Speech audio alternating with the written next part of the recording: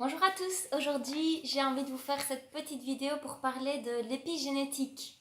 Donc l'épigénétique, c'est l'influence de l'environnement sur notre structure cellulaire et donc sur nos comportements.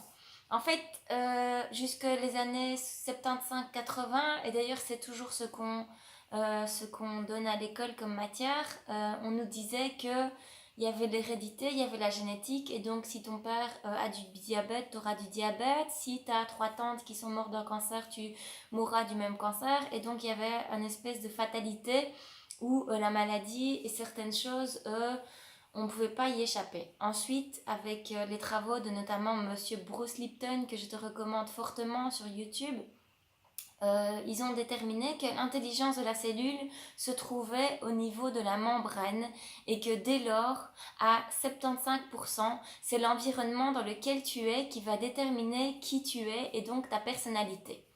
La vérité, c'est qu'on est tous des addicts aux émotions. On est tous des drogués émotionnels et qu'on prend notre shoot en fonction de cette addiction cellulaire. Il y a des personnes qui ont une personnalité optimiste et qui donc vont voir les cadeaux, vont avec leurs cinq sens dans leur environnement capter tous les stimuli qui vont leur permettre de déclencher de la joie, de l'enthousiasme, de la confiance, de la sérénité, en fonction de leur addiction cellulaire, donc en fonction de ce que leurs cellules réclament comme nourriture. Et puis il y a des personnes qui vont tout le temps se mettre en colère, peu importe les cadeaux qu'on leur fait, qui vont tout le temps être frustrées, en fonction aussi de leur addiction cellulaire et de ce que leurs cellules leur demandent comme nourriture. Et donc eux, ils vont se mettre en colère et de manière totalement incontrôlée. Donc une première chose à savoir, c'est bien parce que ça permet un peu de lâcher prise, de vous déculpabiliser, de vous dire que bon, ça ne veut pas dire qu'on doit plus se mettre en colère, mais ça veut dire qu'au moins vous comprenez ce qui se passe dans votre corps par rapport à ça. Alors, il y a donc l'épigénétique a prouvé que donc c'était l'environnement qui venait déclencher les gènes dans la cellule et qui va faire qu'on va développer certains comportements et certaines addictions émotionnelles et dès lors, plus rien n'est une fatalité. Et donc ça, c'est vraiment génial et c'est surtout le message ici que je veux vous faire passer en termes encore de responsabilité, donc de prendre la responsabilité de quelle chute émotionnelle je veux faire dépendre mon corps. Donc je vous ai fait des petits schémas. Alors la cellule optimiste, elle ressemble plutôt à ça. Donc, comme je vous ai dit, l'épigénétique a montré que l'intelligence ne se trouvait pas dans le noyau, mais se trouvait au niveau de la membrane cellulaire. Donc ça, c'est une cellule. Au niveau de sa membrane, elle a certains récepteurs, et en fonction des récepteurs, elle est une cellule optimiste ou une cellule pessimiste. Donc une cellule optimiste se nourrit principalement de joie, d'enthousiasme, de certitude, de confiance, de sérénité, de gratitude, etc. Et donc de ces messages chimiques qui y répondent. Alors qu'est-ce qui se passe? En fait, ils vont venir se fixer sur le récepteur. Au niveau du noyau, ça va activer un certain gène qui qui va créer une protéine. De cette protéine, on va avoir une structure cellulaire. De ces structures cellulaires, on va avoir un certain type de comportement. Ce qui se passe, c'est que la cellule optimiste est une cellule qui se régénère, qui s'ouvre vers les autres, qui se connecte et qui s'épanouit.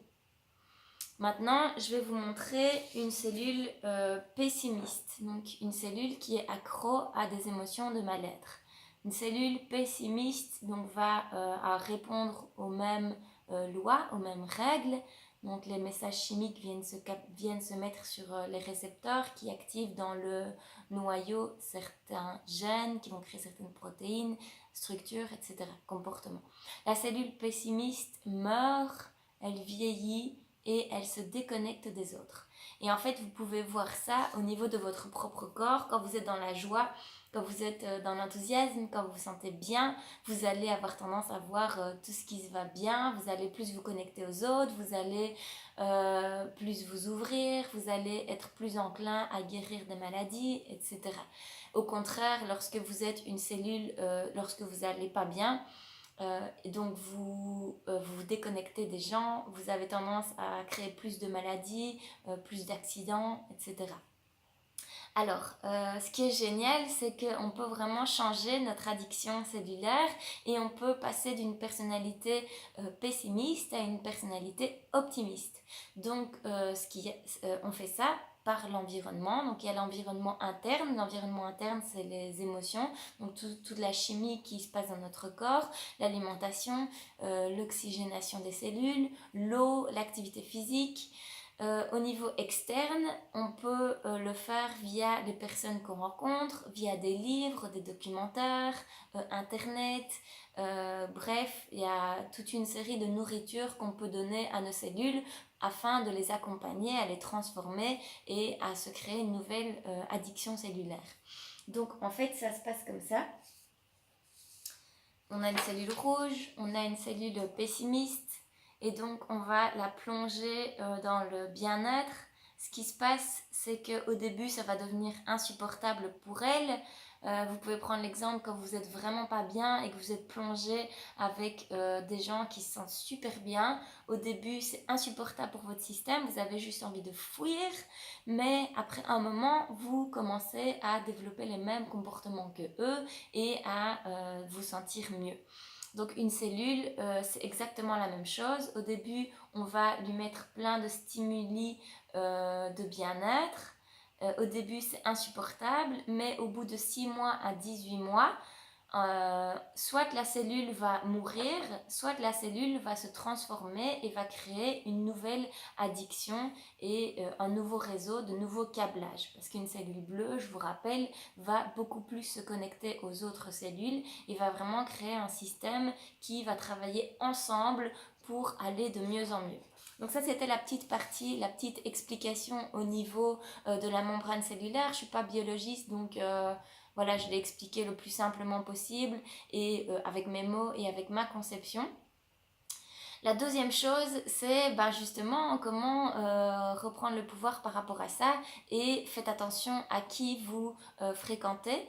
Donc si vous voulez quelque chose, si vous voulez obtenir quelque chose, essayez d'être un maximum en contact avec les personnes qui ont ce que vous voulez. Donc si vous voulez un couple harmonieux, c'est pas que vous devez plus traîner avec vos amis célibataires qui sont déprimés, mais traîner avec eux, mais aborder d'autres sujets par exemple. Et essayer de traîner le plus possible avec des gens qui sont heureux en couple, afin de vous plonger dans un mindset, des pensées, des émotions favorables, optimistes en lien avec le couple.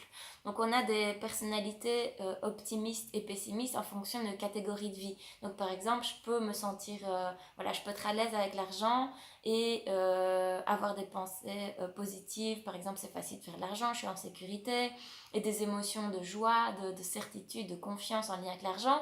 Et par contre, je peux avoir une personnalité pessimiste en lien avec le couple, ou en lien avec le travail, ou en lien avec la santé. Donc par exemple en lien avec la santé, je peux me dire, avoir des pensées, j'ai une mauvaise santé, c'est difficile, je me sens fatiguée, j'ai mal au dos et tout ça. Et donc, vous pouvez vraiment utiliser l'épigénétique par rapport à chacune des catégories de vie. Donc, si vous voulez être en bonne santé, si vous voulez vous mettre au sport, essayez de côtoyer des gens qui sont en bonne santé et qui font déjà du sport. Et en fait, la magie de l'épigénétique, c'est que presque sans rien faire, juste en côtoyant un maximum de gens qui ont ce que vous voulez, vous allez déjà commencer à travailler et à changer votre addiction cellulaire. Attention, parce que vos cellules vont vite reprendre le dessus, et donc vous allez être motivé et puis ça va être très inconfortable, donc vous allez essayer de fuir en fait, et il y a votre mental qui va reprendre le dessous. Oui, mais ça sert à rien, oui mais non, mais j'y arrive pas, etc. Donc là, c'est indispensable d'être très très motivé et de vous demander pourquoi c'est indispensable pour vous d'évoluer dans cette catégorie de vie. Donc si vous voulez être en pleine santé, faire du sport, demandez-vous pourquoi c'est indispensable, pour être plus fier de vous, pour pouvoir être de meilleurs parents, meilleurs conjoints, pour pouvoir plus assurer au boulot, etc., etc.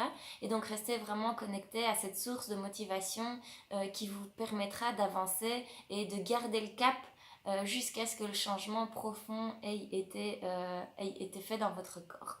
Donc, un petit résumé, l'épigénétique, c'est quoi? C'est à 75% l'influence de l'environnement sur notre addiction cellulaire, sur nos comportements. Donc, on a une personnalité optimiste, on peut avoir une personnalité pessimiste et qui peut varier par rapport à nos catégories de vie. Donc, par exemple, je suis malheureuse en couple, mais je suis heureuse avec mon business, avec l'argent, etc. Alors, la deuxième chose donc, de cette vidéo, c'est activer le pouvoir de l'épigénétique dans votre vie, côtoyer les gens qui ont ce que vous voulez. Nous sommes une moyenne des 5 personnes que nous côtoyons le plus. Ça ne veut pas dire qu'il faut virer ces gens de votre vie, ça veut juste dire qu'il faut évaluer les plus et le moins à côtoyer des personnes qui sont pessimistes. Et n'oubliez pas qu'une personne pessimiste ne sera pas pessimiste dans toutes les catégories de vie, allez simplement la stimuler dans les choses pour lesquelles elle se sent bien et voilà, donc c'est une belle manière aussi de sans qu'elle s'en aperçoive, l'attirer vers le haut. Donc voilà, j'espère que cette vidéo vous a plu. Donc prenez vos responsabilités et voilà, bâtissez et soyez la meilleure version de vous-même. À bientôt.